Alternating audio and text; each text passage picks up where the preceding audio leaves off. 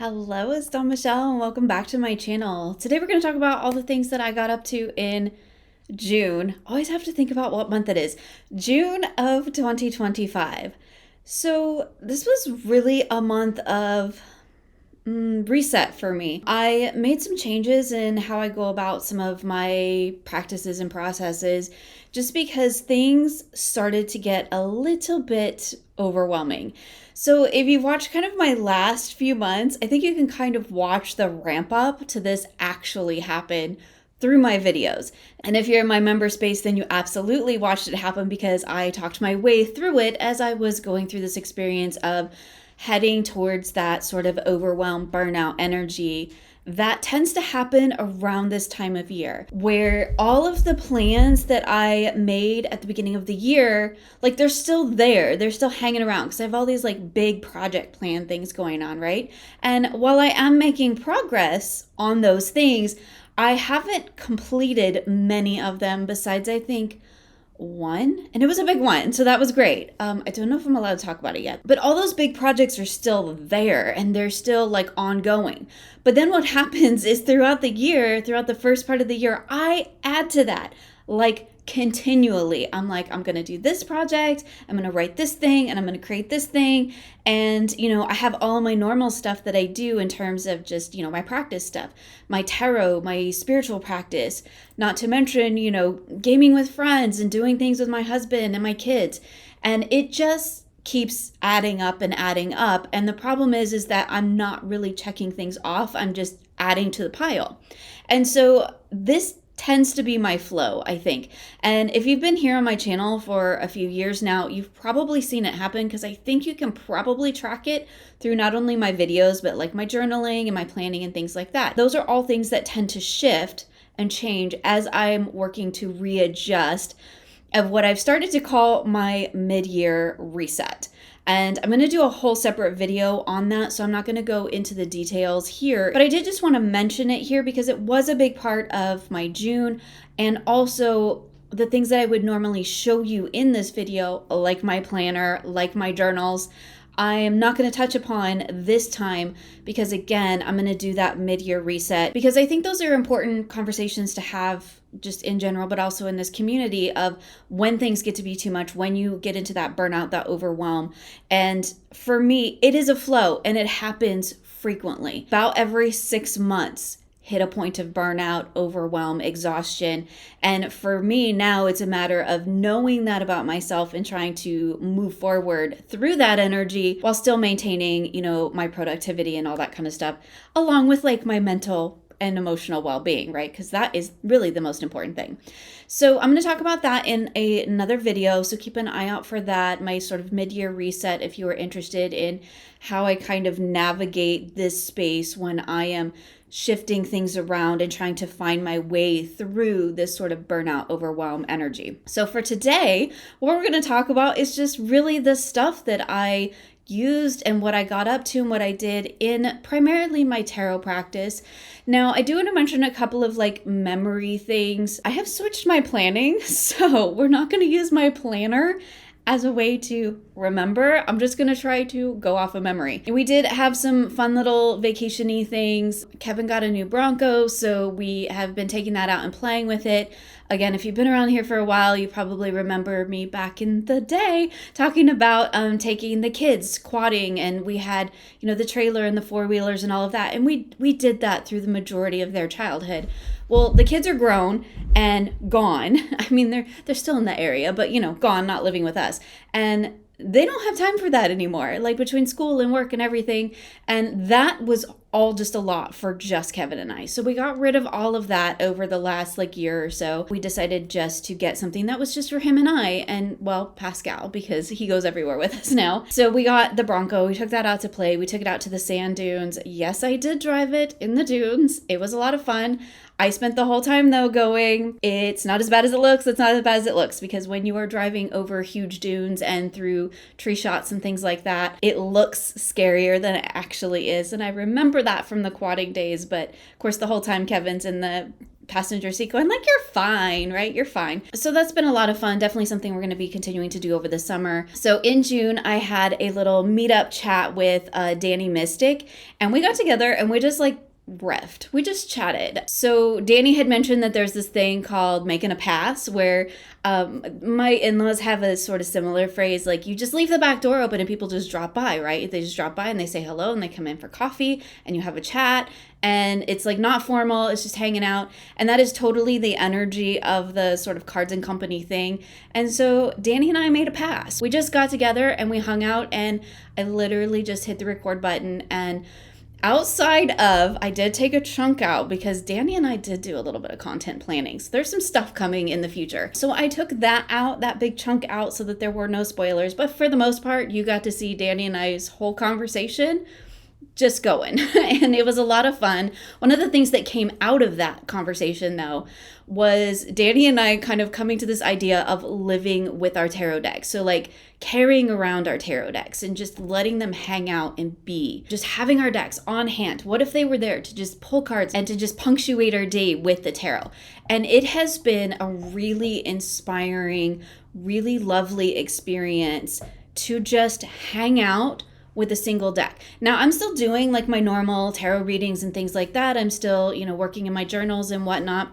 And like my normal tarot practice is still happening around all of this. But this, my Antique Anatomy, has been going absolutely everywhere with me. I was using my indie version of this deck, and then I realized that like I was just leaving it laying around, and like it's not in a bag, it's not in a box, it's not in anything. If I leave the house with it, I like literally wrap a hair tie around it. But I don't want any real barrier between me and my cards. And so I swapped to my mass market version, and I'm really glad I did because I took this hiking over the weekend. I took it around everywhere with me. We went shopping, we went to dinner, we went hiking, we took a drive. Like everywhere we went, this deck went. And everywhere I go around my house, it just goes with me. I just carry it around like a blanket, like a binky, right?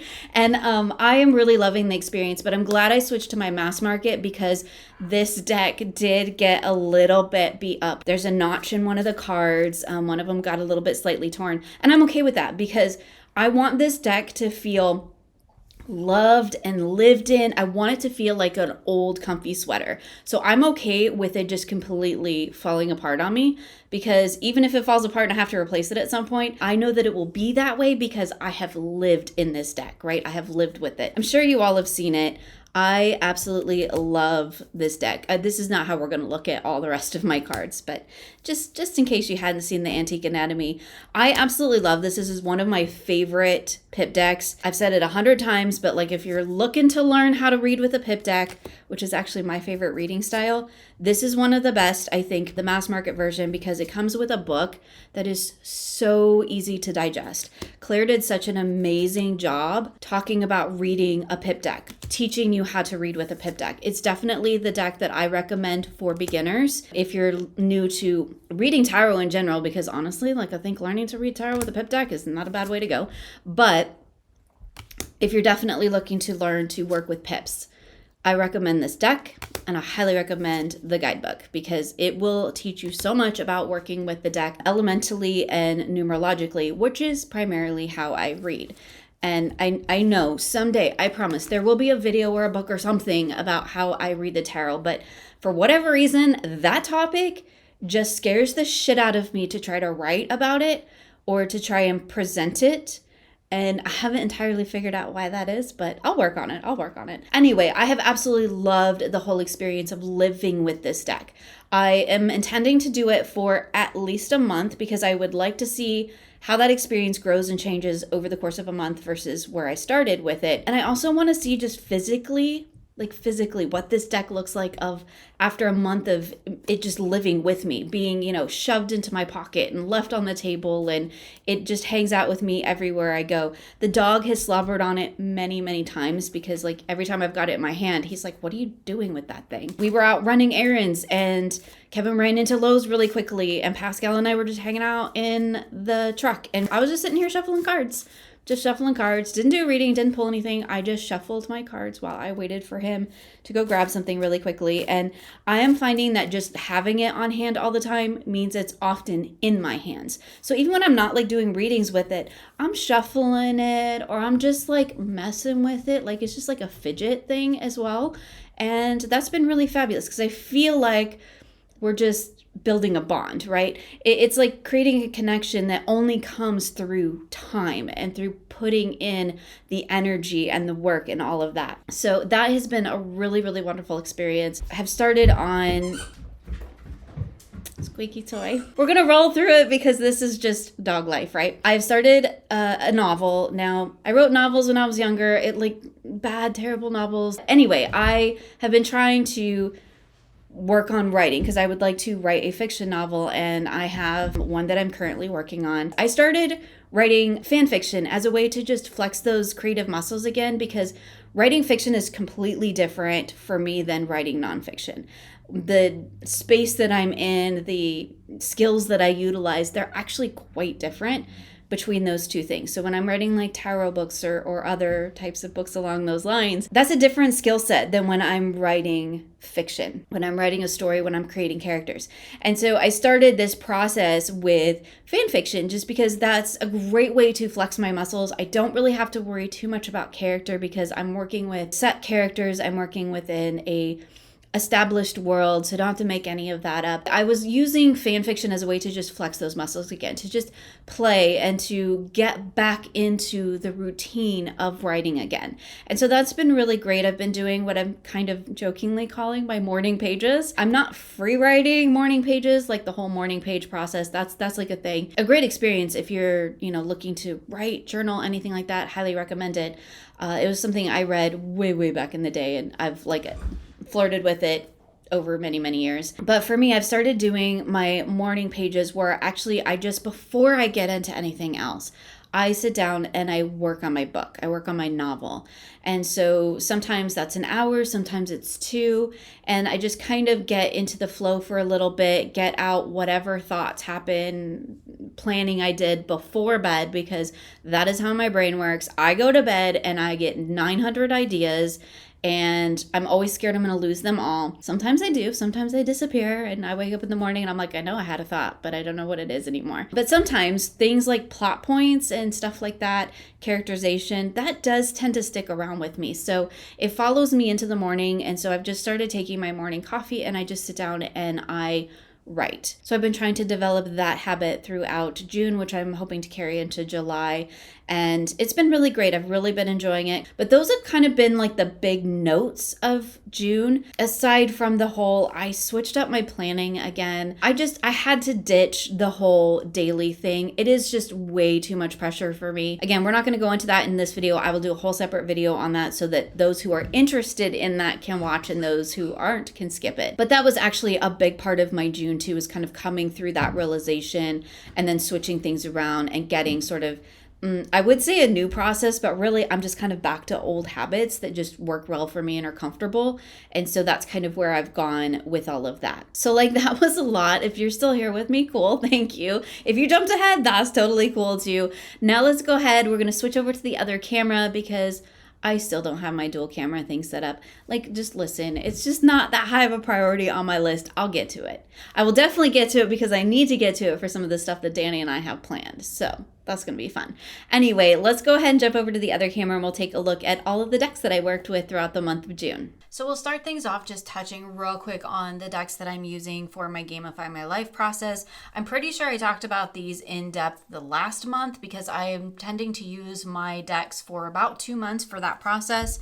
I'm using my Call of the Morgan not only in my Morgan practice, but I also used it as my insight deck for June in my Gamify process. Now, I've since adjusted some of my categories moving forward into July. So I'll be making a few changes to some of these decks, and some of them I'm going to keep the same. So I'll talk about that more at the end of the month when I share the decks that I worked with throughout the month. Unless you're in my member space, then we'll talk about it when we select all of my decks for July in our next member video. The deck that I was using for Wisdom for that category is the Old Ways Magic Oracle. Again, by the same creator, the same illustrator as the Call of the Morgan. I love all these decks. The way that these decks all read together is just absolutely phenomenal. Again, I'm not going to go into too much detail here because I already did that last month and I don't want to be, repeating myself month after month, especially when I'm just using the same old decks I was using before. Now, my dexterity deck is the Lumina Tarot, I believe is the name of this one. I can never remember it for some strange reason, but I absolutely adore this deck. This is the new mass market version. Again, it's one of those that was indie, went out of print. I tried to hunt it down, would not pay those prices for it because some of the prices that people are asking for indie decks is just insane. It's a deck of cards. It's paper and ink.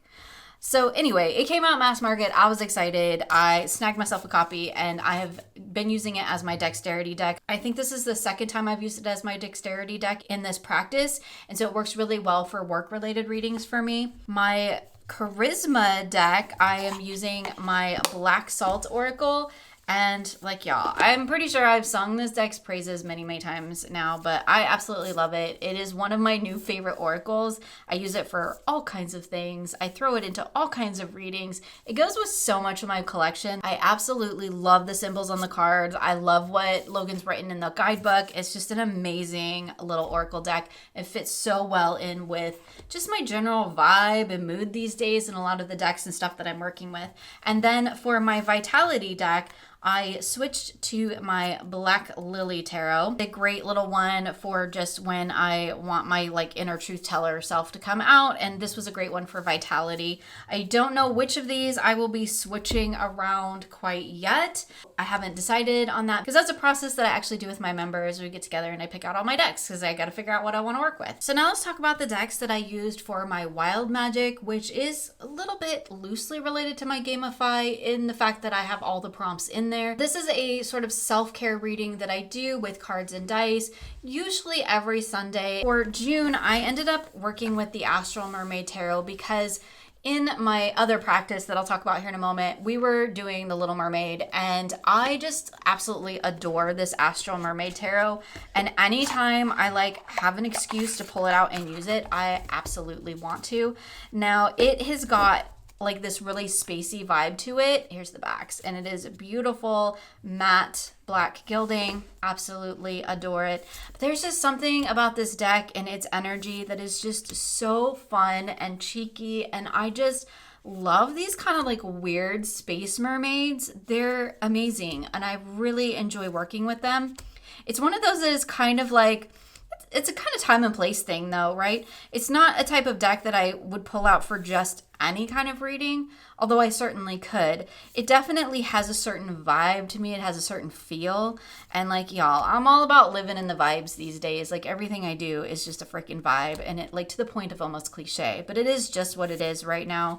I am doing this whole going with the muse thing, flowing with the vibes, kind of all fits in that together. But this definitely has that vibe that I was looking for June. It's just feeling a little bit angsty, a little bit I don't want to kind of energy, but also then I want to do all the things. And this deck just kind of fits that energy a little bit, which in such a really great way. It is mermaids, but they're in space. So it's kind of sure, I'll be a mermaid, but I'm not going to be a typical mermaid. I'm going to be a space mermaid. And it's that whole, I just want to do something slightly different. And I'm so sorry. My neighbors are leaf blowing or something. And I'm not going to interrupt this whole video because they've decided to do that right this 5 minutes. Anyway, I'm just going to try to maybe talk louder and get around it. I really, really love this Chariot. This Chariot card sold me on the deck because there's an orca and a humpback whale, and I just it's everything. I get cute aggression when I see that card. It just is absolutely everything. I pulled out the Healing Spirits Oracle with this one. This is kind of my go-to with this Astral Mermaid Tarot. There's just something about the energy and the art that's really, really compatible.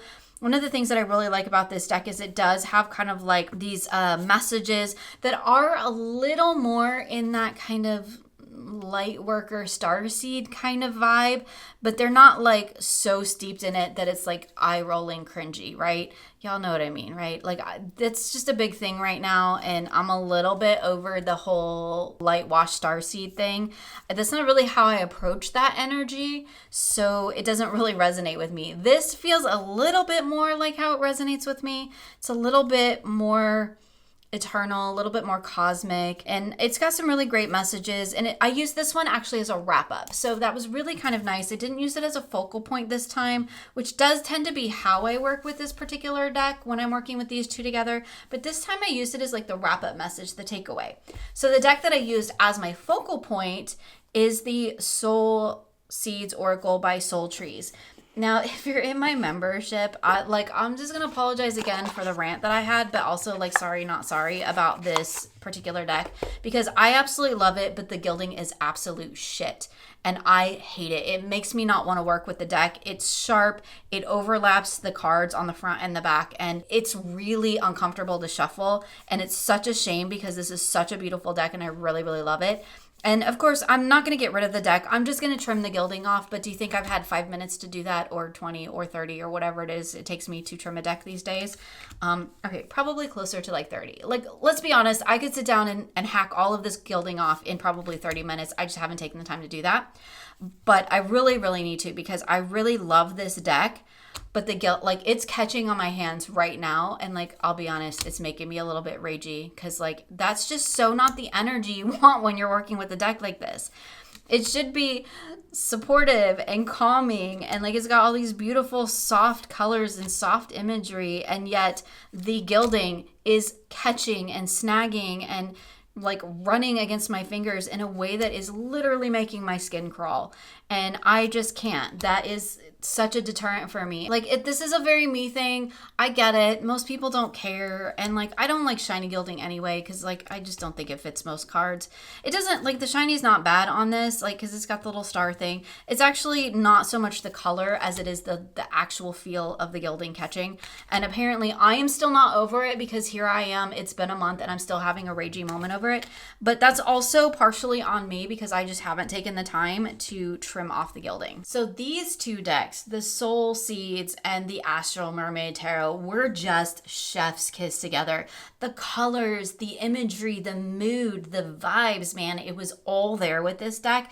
And that succinct keyword was fantastic. It was giving me that idea of like, this is what I need to really sink down into, that nourished energy. And then I have the strength and the awakening over here to really flesh out where and how I can apply that energy within the context of that reading, or within my life, or that moment, or whatever it was. I did end up using these two on occasion for more than just my wild magic readings. Just sometimes I just felt like I just really wanted this energy, this sort of astral mermaid. But the other thing that I really like about the pairing with the Soul Seeds is that the Soul Seeds kind of brought it back down to earth. So kind of like, yes, we can be up in this spacey, cosmic, kind of interesting, a little bit rebellious, mermaids in space kind of world. It's very big picture. And then we have the Soul Seeds, which are these more smaller, mundane little moments where you find the magical. And they're very rooted in the here and now, very rooted into the earth and the self. And I really enjoyed the combination of those two together, because I feel like it was taking this idea of these big overarching cosmic energies and like bringing it down into my everyday life. So taking that magical into the mundane. And I feel like this combo does that just beautifully. So like, I honestly like got over my gilding rage just for the fact that these read together so well. I'm still gonna trim it. It's still gonna happen. But they were just such a beautiful pairing. They worked so well together. I got some really wonderful, deep, profound, very supportive messages through this little pairing here. And then I added the healing spirits as my takeaway message. This little combo with these cards together, so we have Curious, that's our main focal point. Then we're looking at the Seven of Fire and the Empress. And then the overarching message, the takeaway message from that is send out help to others. How can I be of service to others in that way? And it really was an interesting little collection of decks. I really enjoyed the readings together. Oh my goodness, look at this one. Okay, just sometimes this happens and you're just like, I just have to take a minute and we just have to comment on it, right? So we've got the rainbow here with the Fool and the Lovers. And the card, the message, the takeaway from this is true love can never really be lost. I mean, how beautiful is that? I just really got a lot out of these. This is more like my light and love kind of reading style. If I'm going to do that these days, this is more where I'm at with it. I need something that feels a little bit rebellious, which the Astral Mermaid absolutely does. It feels like a rebellious starseed energy, and I really love that about it. But then we also have that really calming, supportive, like grounded in the everyday small moments through the soul seeds, and then those sort of takeaway messages to just kind of remind you what it is we're doing here, right? Why are we struggling through this? Why is it important? And, you know, what we need to know in order to move on from that. And those messages came through really beautifully with the Healing Spirits deck. And I really enjoyed these together. Also the colors, like the colors are fabulous. They all have these little like sparkles, little like starry magical touches to them. And I just really, really enjoyed them all together. All right, so let's talk about just some random decks that I use throughout the month. I always like to have sort of a tarot oracle that I can just like throw down for absolutely anything. It's kind of like an everyday reader sort of thing. Now I will admit that I did a little less with this the more I carried the Antique Anatomy around with me. So I definitely want to be mindful of that moving forward as I continue my little living with the tarot process. Because I do get a lot out of working with these other decks and then incorporating the tarot and the oracle into it. So I pulled out the Moon Power Tarot, which is just one of my absolute favorite decks. I absolutely love my Six Sad Girls. That's the creator of this deck. I love their decks. I have several of them now. There's a few I think I have left to add to my collection, but I'll definitely be working on that. This just has, again, that rebellious, starseedy, witchy kind of energy. And I think that's the thing I like about this one in particular is it feels like witchy energy and starseedy energy, but like if it's like punk, if it's like rebellious, if it's like I'm going to do my own thing and I'm not going to conform to what you want that to be. I'm going to do it and operate in a way that feels natural and right to me. And I feel like this deck just really embodies that.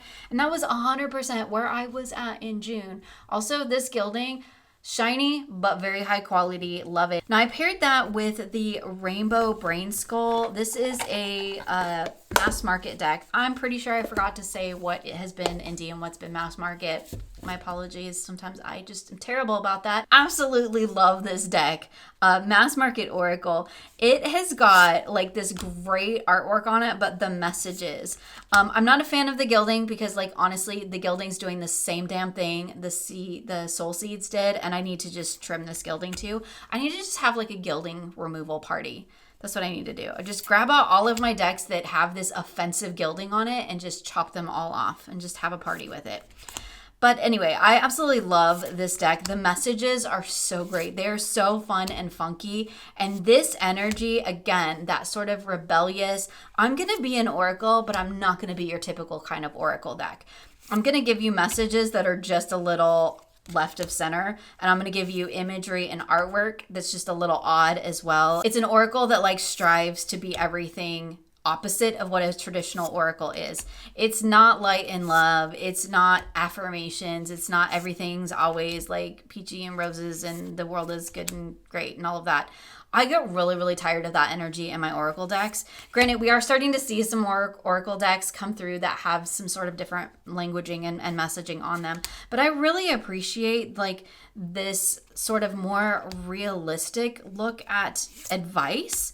It's still positive for the most part, but it's not like nice washing everything. And like, I get it. Like the world is tough and sometimes I definitely do want some nice washing. But right now I'm more in a space of, man, I just want you to be real with me. I don't want you to pretend like everything's okay when it's not, because that doesn't do me any good. And I really love these decks together for that. They really feel like they get to the heart of the matter. They feel like they give me potent messages, but also messages that are like real enough. Like this one says not enough, the everyone story. Everybody feels like they are not enough. Everybody struggles to catch this King of Wands energy, to sit in it.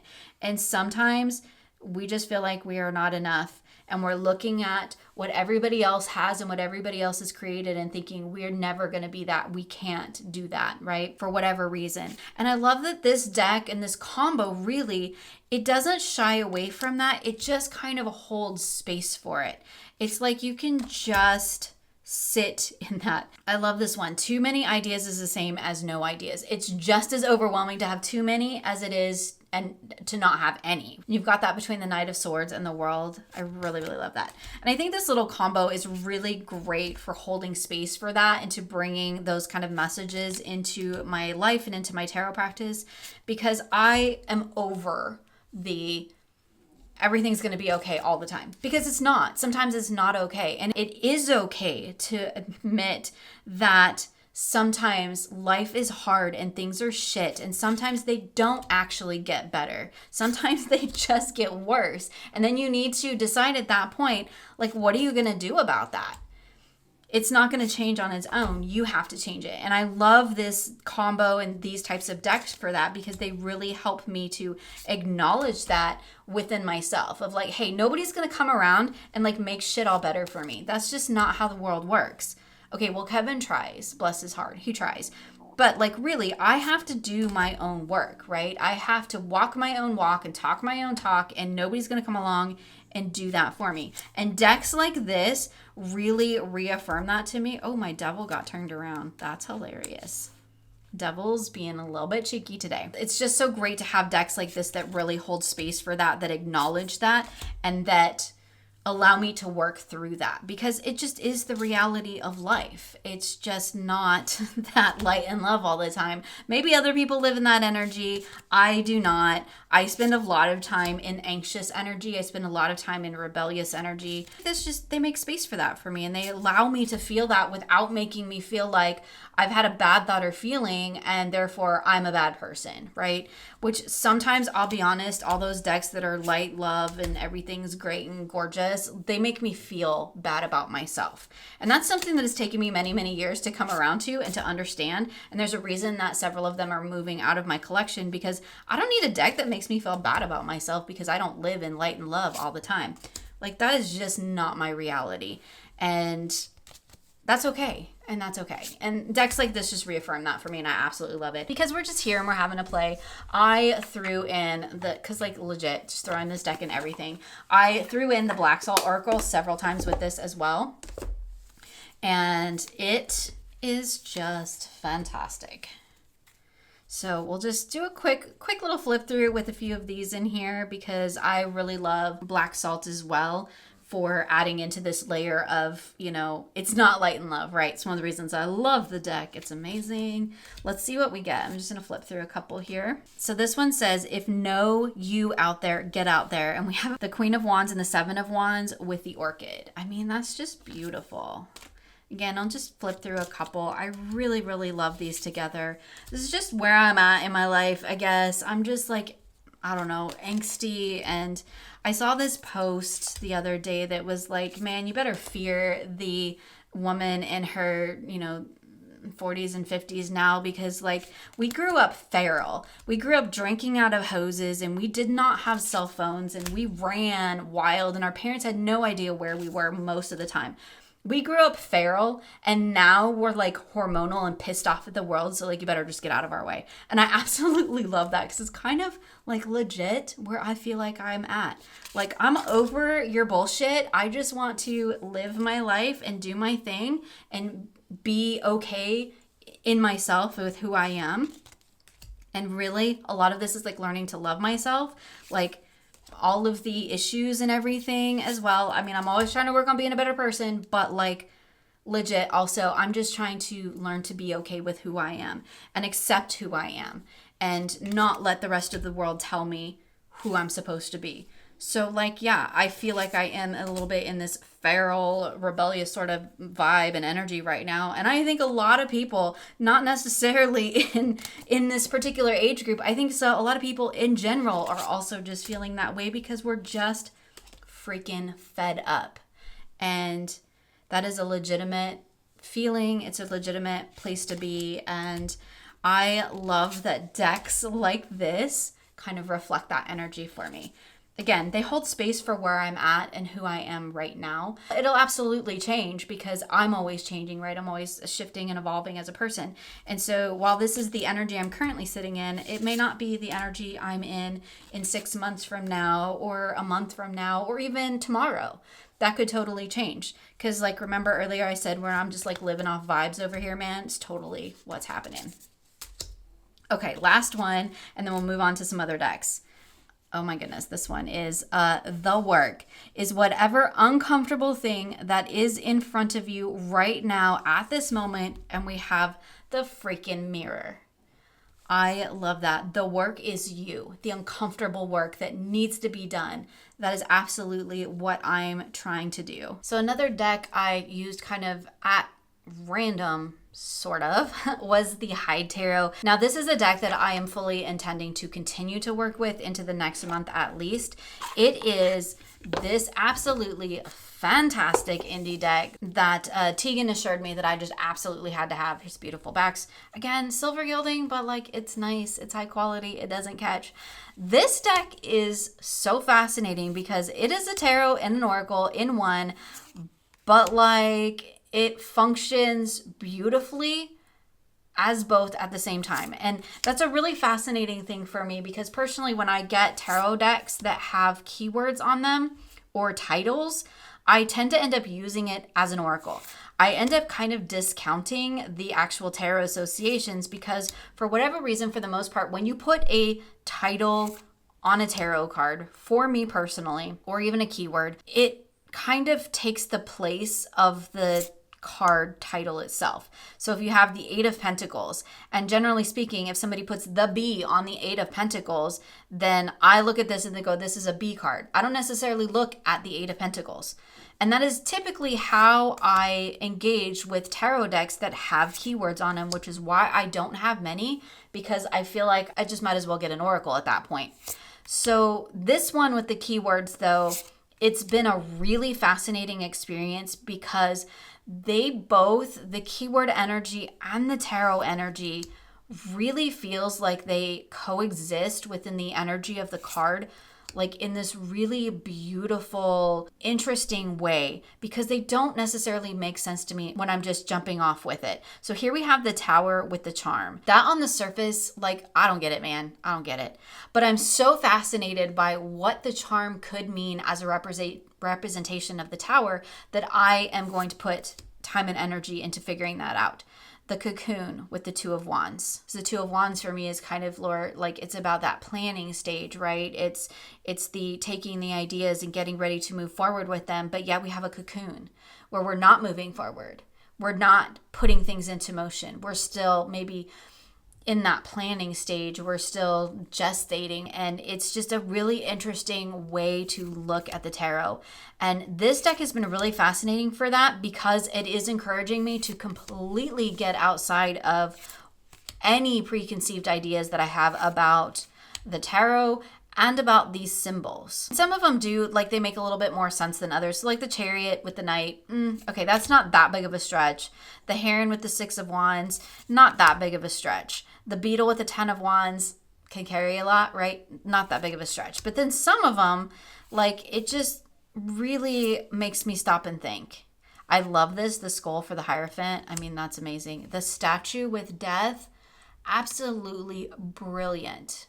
Brilliant. I love it. There's just so much about this deck that just makes me stop and think. I love the energy that comes through with it. Again, it's a little bit of that angsty, rebellious kind of nature, right? Like, I'm going to be a tarot, but I'm also going to give you something different to work with in terms of that tarot energy. So we have the Four of Cups, and I'm going to give you a dragon, right? Or we have the Nine of Wands, and I'm going to give you the Ghost. See, I would think of the Ghost as being more of a Nine of Swords card, so it's interesting as the Nine of Wands. It definitely gives me something to step into, something to think about, and I have had some really interesting readings with this deck. I'm definitely going to be continue to use it. I'm just using it completely on its own, doing small readings with it, slowly getting to know it, but I am really enjoying the process of it. It is just something different and unique, and it's been a really great way to help me really shake up my sort of my tarot routine, my falling back on those memorized sort of meanings that are, they're still my own at that point, but like I've been using them for so long, they're still kind of memorized and habitual. And this makes me step outside of that. And I really enjoy it. I really appreciate it. And I am like Two of Swords with the Vampire. Love it. I'm having a really good time with this deck, and I'm definitely intending to continue exploring it into July. So it's one that's going to be hanging out with me for at least another month while I spend more time getting to know it. So we're going to wrap things up talking about the decks that I used in my Enchanted library practice, which is the guided practice that I'm doing here in my membership on my channel at the Weaver tier. And I am recording all of my readings in this little Archer and Olive, and we'll just take a quick flip through the journal just so that you get kind of a context of what we were doing. So in June, we had the Tides of Change, which is exploring the themes within The Little Mermaid. So we have a little bit of a story, a little bit of narrative, should you choose to follow it, about we are going through this enchanted library. We're looking for a magical key, but we also keep falling into all these books and then having these experiences with these stories and the lessons within the story. We roll a d20 for an archetypal energy to sit with. We have a caretaker that is helping guide us. We pull cards from them. I've mentioned before, I'm using my memento mori for as a representation of my caretaker, and then I have this onyx skull as a representation, like a physical representation on my desk for when I'm gauging with my caretaker. I also have these little digital stickers that I do for everybody so they can put them in their journal or digital journal or whatever. And each week we have kind of like a guiding question, and we pull some cards around that. We have activities, we roll dice and things of that nature. And so we're just exploring the different themes that come through some of these stories. So not necessarily exploring the story itself, but the themes that come through these particular stories. So The Little Mermaid was the story that we explored in June, and the decks that I used for that were, I absolutely had to use my Dame Darcy Mermaid. I love this deck. I know it's not everybody's favorite, but this is one of my absolute favorite decks. It is an indie deck. I think the production quality on it is really beautiful, but like this deck and I don't know. I call it my Two of Cups deck because we have like a relationship. I adore it. It adores me. Just the way that it works for me, the way that it reads for me is so fantastic. It's just, I don't know, it's just such a sweet, loving, but also like kind of fun and cheeky little reader for me. It's completely unexpected of how my relationship with this deck has evolved. And this is one of those cases where like, I got a deck because I was like, oh, the artwork is really cool. I do really like Dame Darcy's art style. I have a couple of her books and stuff. I really enjoy the art style. There's just something about it that just kind of clicks for me and it like tickles something in my brain, I guess. But over the years, I have developed a relationship with this deck, probably because I use it in, very kind of specific ways, and it just has this great energy of like, I don't know how else to describe it besides it's Two of Cups. And it's just, this whole deck feels like Two of Cups to me. I know that's definitely not everybody's experience with it, but it's what's come about for me and my work with it and kind of where we've landed. And we just adore each other. That's just really what it is. Like, we have a great relationship. We adore each other. Look at the Sun card. So great. So I absolutely had to use my Dame Darcy Mermaid Tarot. And like, to be perfectly honest, when I mentioned that I chose Alice in Wonderland specifically because I wanted to use my Queen Alice Tarot, absolutely why I chose the Little Mermaid story as well. And we are definitely tying more into sort of the Grimm's version, of these fairy tales, the sort of older, darker, original versions of these fairy tales, not the Disney-fied version. So I don't know about for everybody else, but there's been quite a bit of like just shadow work in a sense that comes through this process as well, because we're working with those kind of themes that are a lot of times challenging. Then we have where we pull sort of this like overarching energy for the week, and I tend to use a single oracle card for that, and I use the Oracle of the Roses. For whatever reason, this deck and the Mermaid tarot, like I know it's botanicals and this is ocean. For whatever reason, they just work really well together. And this was an interesting one because it's archetypal. And I think I had the same experience last month when I did Alice in Wonderland, because I was also using an archetypal energy deck as my overarching energy for the work for that week. And it's interesting because it kind of gives you almost like a guide in a sense. And I really enjoyed that. I'll just do a quick sort of like little playing with pairs flip through here just so you can see how they work together. These two they're my favorite. I really like these two together, but like, I'll be honest, adding in the Seashell Oracle was a very big surprise for me. It worked really, really well. And I love the idea of even just stepping outside of like the guided practice just to use these in readings. I love the idea of having this archetypal energy to kind of like guide the reading. Then I have the other oracle deck as my focal point for the reading. I think I talked about this in just a moment ago with another set of decks. And then to have, you know, my actual tarot to really flesh out that reading. I really like that structure. It's something that's working really well for me. I'm finding that I'm accidentally sort of putting that structure together in my decks where I have that archetype, the focal point oracle, and then the tarot around it. And it's working really well. And I'm really, really enjoying it. So here we have the Gardener with the Star and the Eight of Swords. Beautiful. Love that. This is just such a beautiful pairing. The Ruler with the Seven of Swords and the Tower. Feeling that energy these days. Feeling that for sure. The Jester between Strength and the Page of Pentacles. Now, I will say with the Oracle of the Roses, I do have a tendency to get into the guidebook.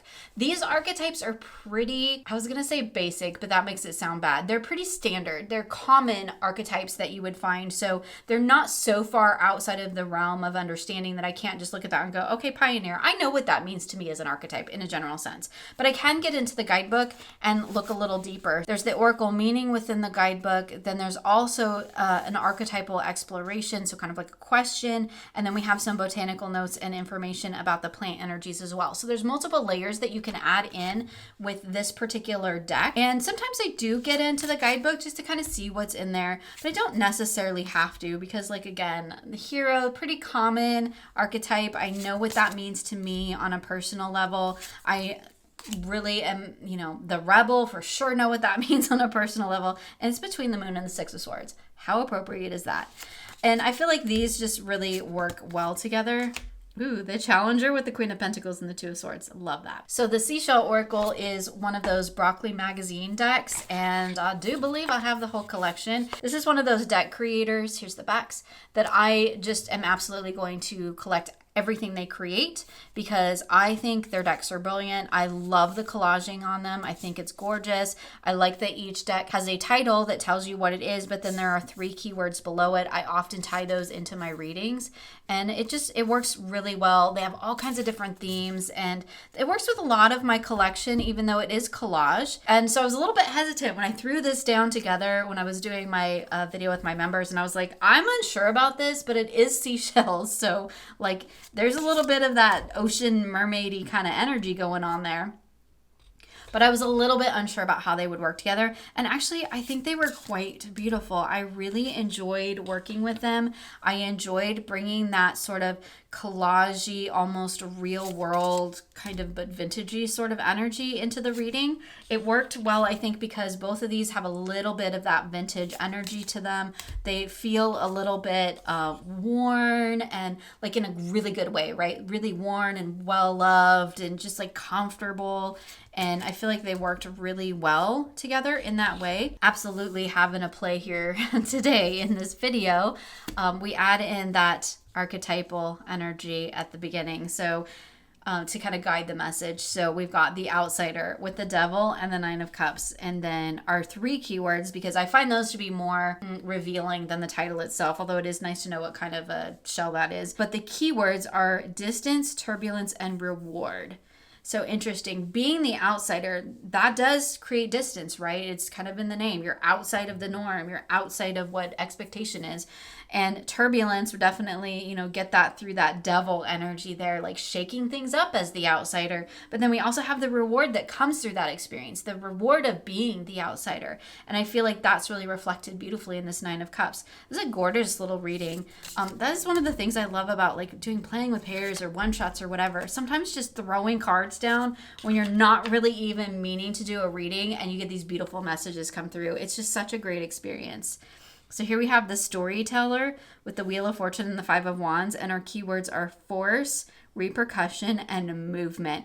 And do you not just get that energy out of that reading, out of all those cards? Because I certainly do. We've definitely got that sort of movement energy with the Wheel of Fortune, but we've also got that sort of force and repercussion energy with the Five of Wands. And we've got the storyteller here. So like that tells me like, man, you can't force that shit. You just can't. And believe me, as a writer, sometimes you just can't force it. It just has to happen the way it's meant to happen.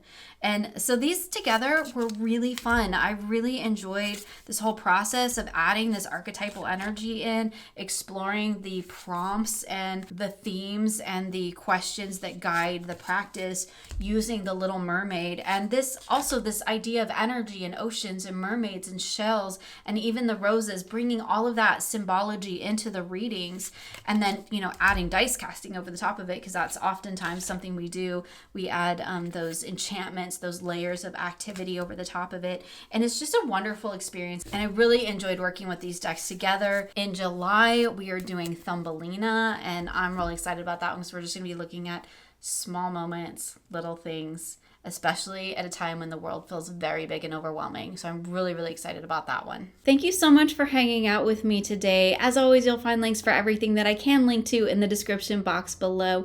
I hope that you all had a wonderful June, and I wish you many blessings moving into July.